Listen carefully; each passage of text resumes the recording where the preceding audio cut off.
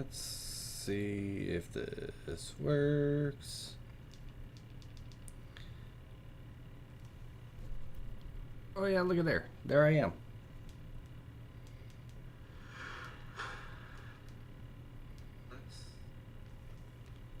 I was looking it up here real quick to make sure that it is all working.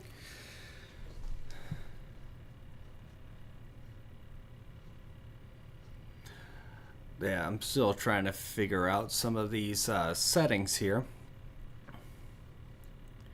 But I think I have it going, and I want to turn myself. I can hear myself in here. Don't want that. Otherwise, then I hear like a whole bunch of me just. Yeah. I want to do something real quick here.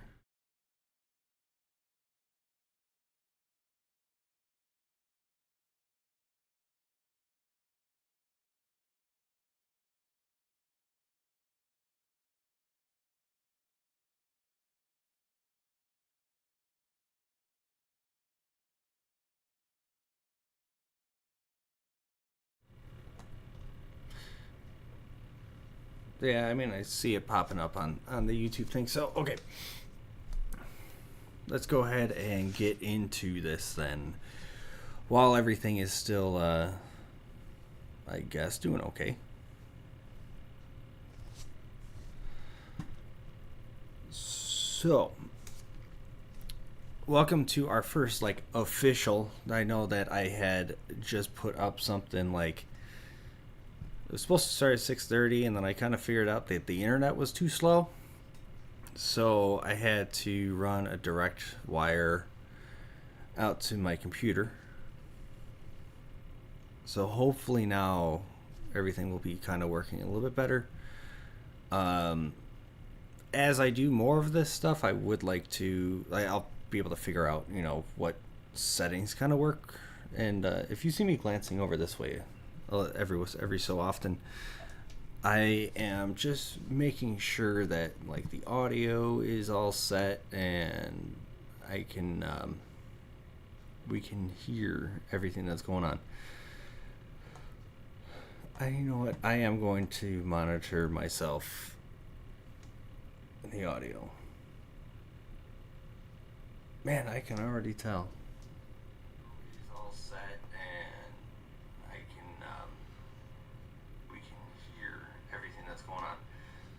Oh, okay. I get it.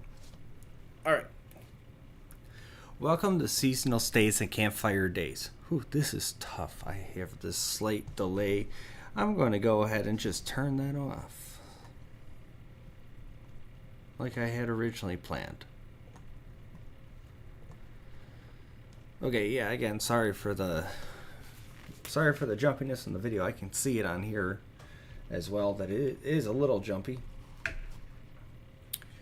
But hopefully we can do this.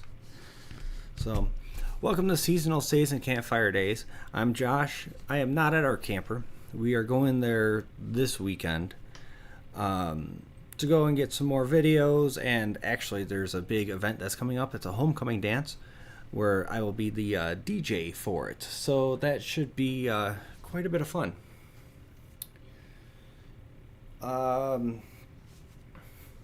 So tonight, I was thinking that we could talk, since it's starting to get a little bit colder out. I know that it's supposed to drop pretty far down tonight in temperature. So I'm hoping that we can get a quick little live stream of maybe talk about some different types of heaters.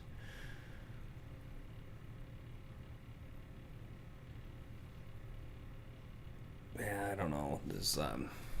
I'm hoping that I have enough internet. Actually, you know what it probably is? It's probably my computer. This thing is quite old. Might be almost time to upgrade. But let's get into this. I have a couple different types of heaters, and make sure to go ahead and comment. I have the live chat set up. Let's see. Can I put this? I'm going to put this over here so I can monitor chat. That is if we even have some people in chat. Here we go.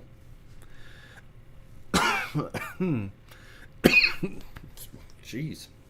I'm going to tell you what. All right.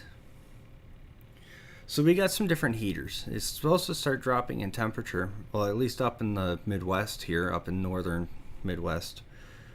I would just kind of want to give some tips and tricks, and also kind of some different ways to heat your RV. So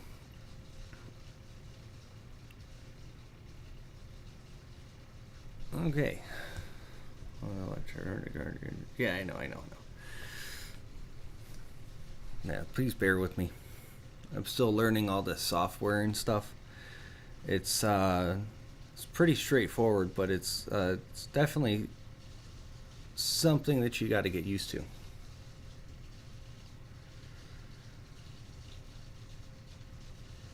So before we get into the heaters, if you're watching this, make sure to drop a comment into the chat here to let us kind of know if you have any questions or have any comments or anything on your favorite ways to heat an RV or heat yourself inside your RV. There's a couple different ways to do that.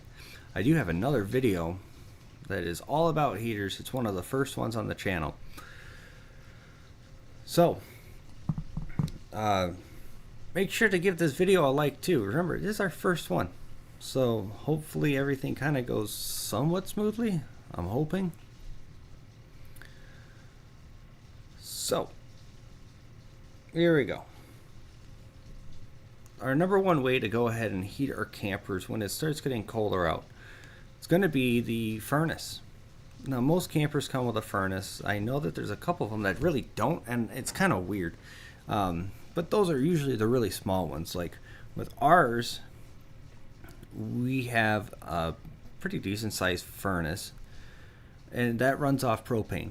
The good thing about the propane, or I'm sorry, the RV furnace that's actually built in, it's ducted heat.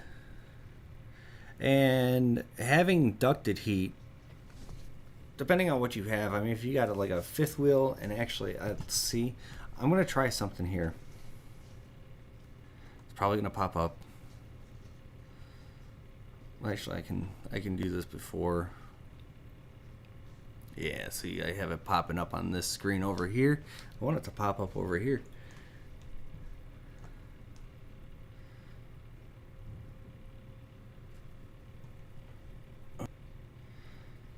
Now, depending on if you have a travel trailer or a fifth wheel, your travel trailer most likely is not going to have heat inside of like your storage bays. If you have a motorhome, I know mine, when I was building the bus, I made sure to have heat inside the storage bays. Your fifth wheels, those tend to have ducted heat into their storage bay.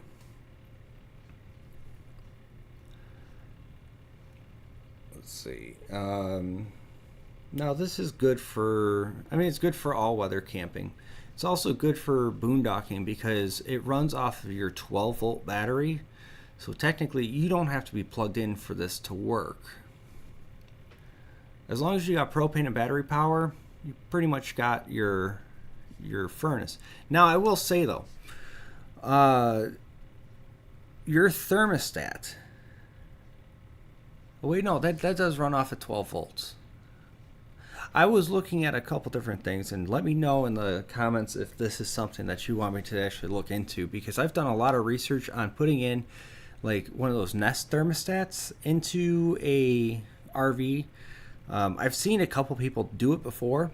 It's just like with ours, our air conditioner is a GE, and those are proprietary to it. So it just means that it's a lot more difficult to go and set it up.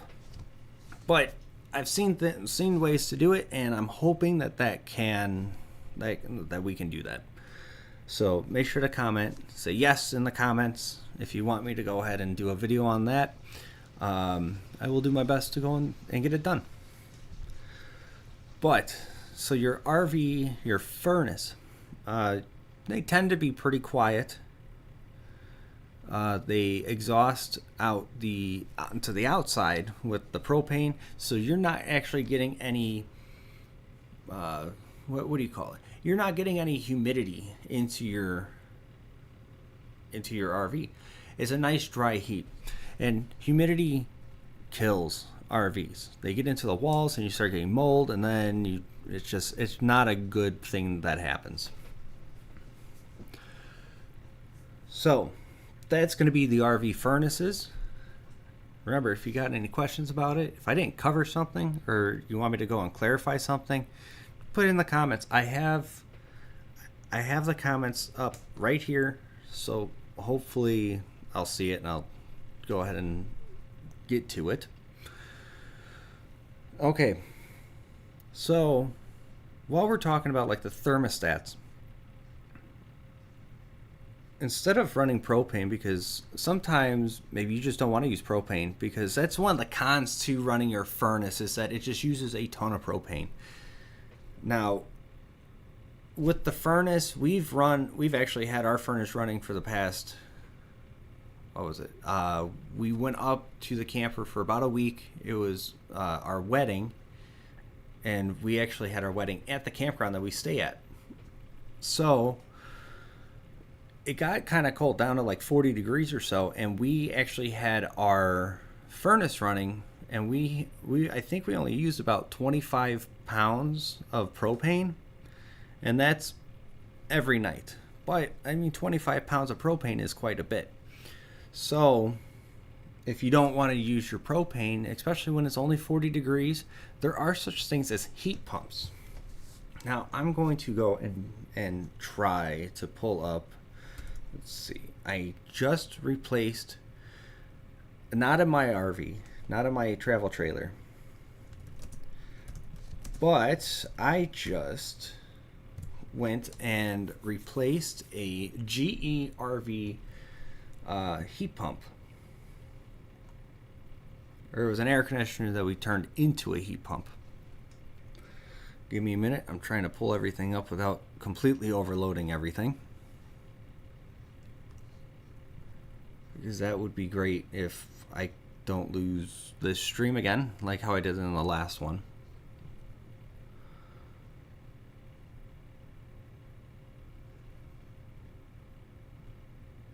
Okay, let's go over to, let's see,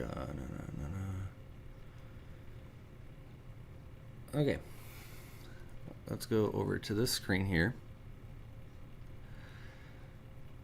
All right, I know what you're thinking. I'm on the Camping World website, if you can see it. I do not recommend buying anything from Camping World. I'm just using this as a general idea. But as you can see, I mean, this is the GE Profile heat pump, and it doesn't look very much like any other air conditioner. And heat pumps are pretty much the same thing as air conditioners. It's in reverse. So you know how you have your air conditioner, and even at home, you have the two sides. So you have like the inside for the vents where the cold air comes out, and then you go onto the outside, and there's a whole bunch of heat that's coming out of this outdoor unit. That's essentially what this is doing already. The heat pump is in reverse. So instead, you're actually cooling the outside, and it's drawing heat from the outside and pushing it inside. If you want me to go into detail with that, make sure to comment saying that to go into detail about the heat pumps. I will. I did a lot of research on these things. But I know for this one in particular, this GE Profile, this actually gets down to about, or is still usable around 30 degrees, which is actually really, really good for a RV heat pump. So that's another thing that you can use. The big thing is that this is an air conditioner still. So you still need to be hooked up to shore power for this to work.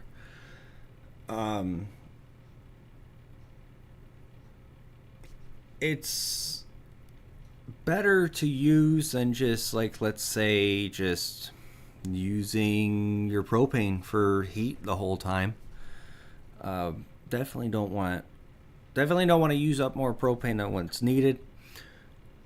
And it's also a nice dry heat, so you're not going to get that moisture buildup. And a lot of these heat pumps too, they have a dehumidification function on it.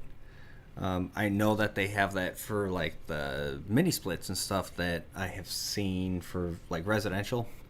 And actually, a lot of people are starting to put them into these fifth wheels and travel trailers.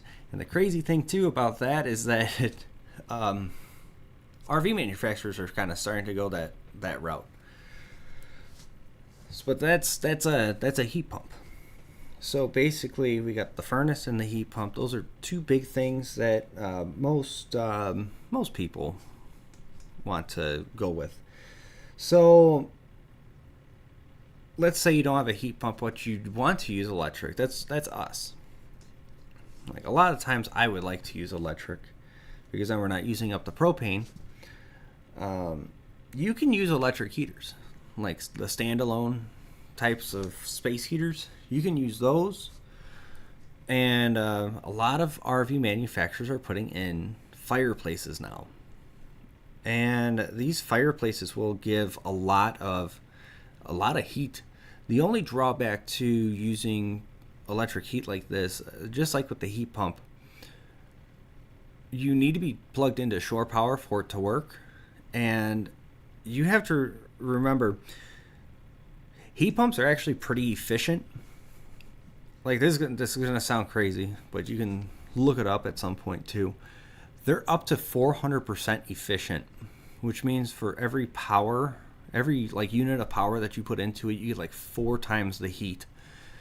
But electric heaters, like the standalones and the fireplaces, they are 100% efficient. And I know what you're thinking. Well, if it's 100% efficient, then it's efficient. Well, technically, when it means 100% efficient, it means that for every 1 unit of power, you get 1 unit of heat. So yeah, it changes electricity directly into heat, 100% efficient. Or at least that's the easiest way to put it. So the electric heaters, they are great for when you're at a campground that is, you don't have to pay for electricity. Now, we pay for electricity over on our site. So it's just like a house. If you plug in a space heater, you're expecting to pay for the electricity used. But if you're at a campground where you don't have to pay for power, then, you know, it's actually, you're not paying for it. So it's basically free heat. The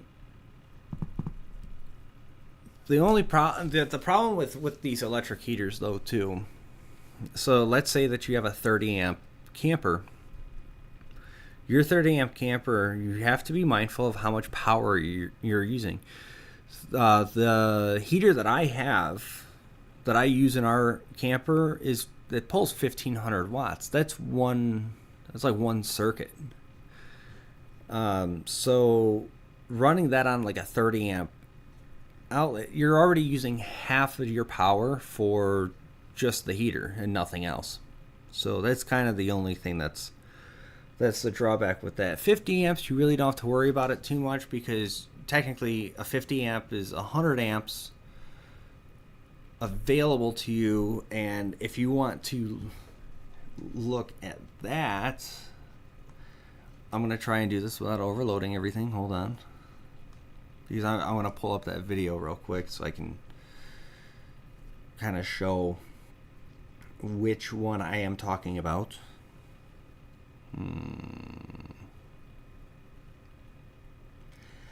This does not like it when I go onto anything.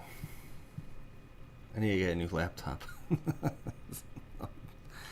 Bear with me a minute.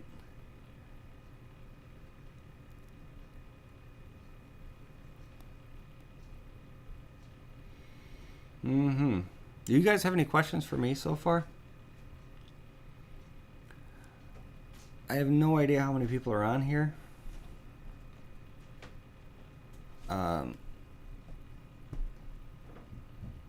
Let's see. I'm trying to do everything, a lot of stuff on my phone here for watching.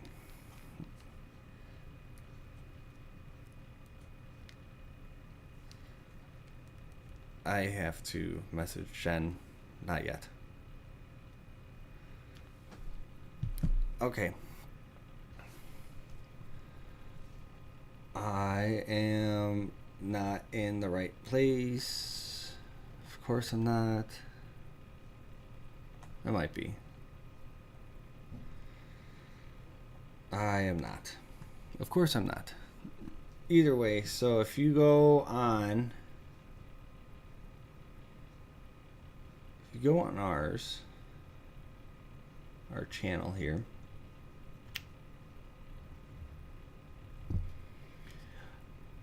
you know, it's funny, I just had all this stuff pulled up and I had to shut it all down because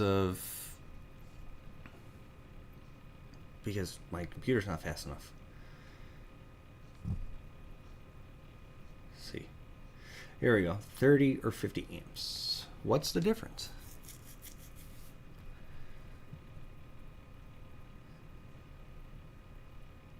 That is mine. And the it's going to be this video right here, this 30 amp or 50 amp. That one right there, that's the thumbnail right here. That's the thumbnail for it. If you go watch that, I kind of go more into detail about what the difference is between a 30 and a 50 amp, because a 30 amp camper you only get 30 amps. A 50 amp camper you actually technically get 100 amps, and if you just watch the video, then I go into detail about it. So that's what I'm going to say about the electric heat. Now, let's see, like I even have notes and everything. I was so prepared until the internet gave out on me. Alrighty then. The next thing that we can do, and this is an upgrade. If you've ever heard about diesel heaters, now these things, you can buy them on Amazon. I just looked them up like not that long ago. They were like between $100 and $200, and you can get kits for them. And most of the time, it's a kind of a DIY thing for people to go and just put them into their camper. When I built my bus, my tour bus, I had put 2 of the diesel heaters in there, and they seemed to warm it up pretty well. The good thing about that is, again, it's a dry heat. It exhausts to the outside of the bus or outside of your camper or RV. So, and it runs off at 12 volts and diesel. So if you don't mind carrying a little bit of diesel around with you, then yeah, that's definitely a very good option. I am going to pull this back up. I want to make sure that we're still good, because I do not want to overload my computer here.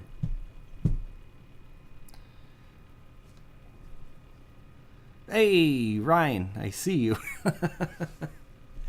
Hey, Ryan. I almost thought that was a like something for me to go and click on, because I have it. It's funny. I have it pulled up on my phone here, just like monitoring myself. So, yeah. So diesel heaters, they're really good. really cheap. And yeah, that's about all I have for those. Here's a couple like quick little tips too. There's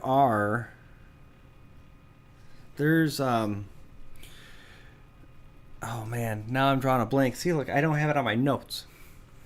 But we've used heating blankets before.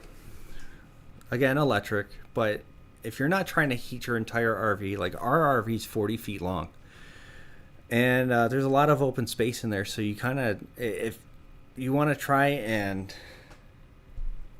if you want to try and conserve some power, definitely go and use like an electric blanket or the space heater.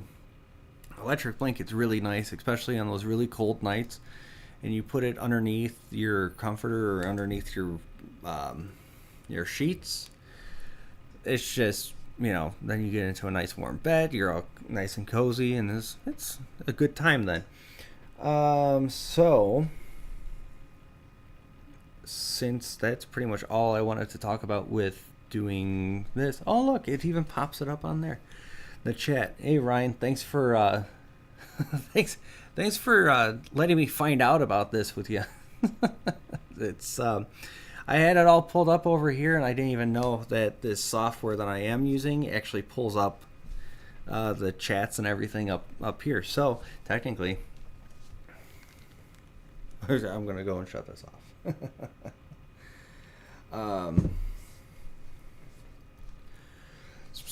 So I am going to go ahead and open up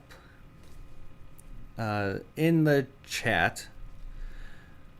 If you have an RV, how would you keep warm? But this also is kind of open for any type of question. So if you're watching, go into the comments there, because now I can see it on this screen here. Same computer, but just screen over here. Oh, hold on one second. My camera's gonna shut off.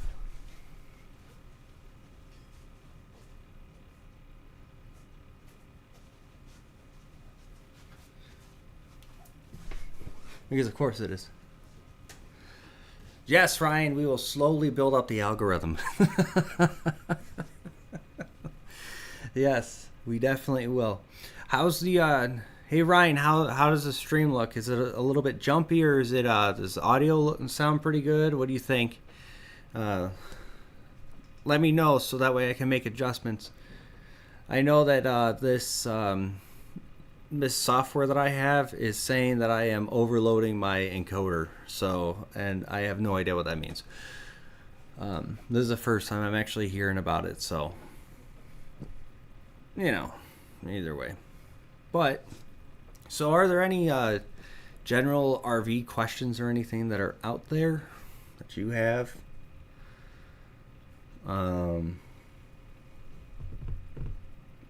Yeah, just yeah. Seems like a fun time.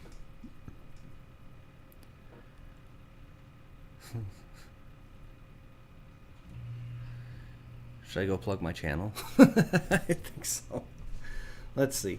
I am going to do that. Audio is great. Sometimes there's a bit of a stutter, but nothing too serious. Perfect. That's what I was kind of going for. I'm trying to bring down the audio and the video a little bit. But it's all a learning thing, so we will get it going pretty good. But I'm gonna go switch over to here. So this is our channel here, Seasonal Stays and Campfire Days. So you already know that you're watching me on it now. I do a whole bunch of stuff with our camper. That's our camper on our campsite. We just had, let's see. Yeah, I mean, we just tried to do a live stream before. Didn't work out really good, so that's why that's down there. But this is the one I'm doing right now. Literally right now it's live.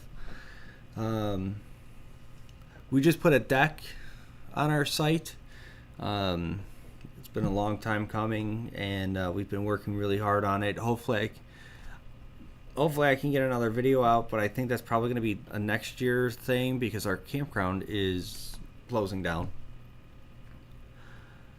But yeah, I mean, there's a whole bunch of stuff I do, like some tips and tricks with some, some like camper stuff, and I don't really do gear reviews, but I definitely have some gear like influences in there, like this RV AC silencer right here, and that thing works great. If you want to learn about inverters, that's right here.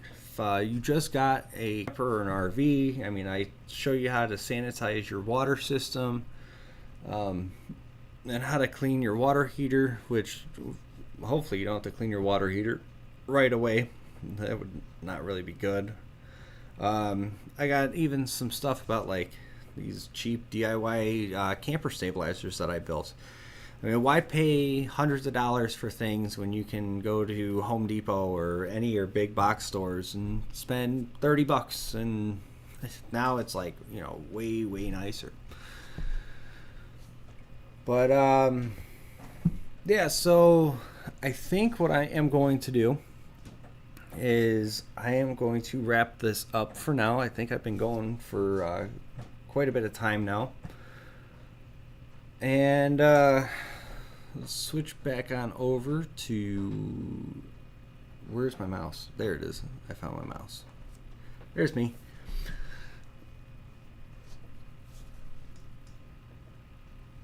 I'm going to wrap this up here. So thanks for watching. Remember, there's basically like 3 heating types. There's your propane furnace, if you have a heat pump in your air conditioner, or electric. And then there is also, there's going to be upgrades and stuff too. We want to get into that more. I do have a video. Come back over here for a minute. This video right here, this essential guide to RV heaters, that right there, watch that. I go into some more details about all that kind of stuff with the heaters. But thanks for hanging out. Thanks for being a part of the first live stream. Hopefully you guys got something out of it. I think that you can like the live stream, so make sure to like that. If you're not subscribed, make sure to subscribe. And we'll see you guys in the next one.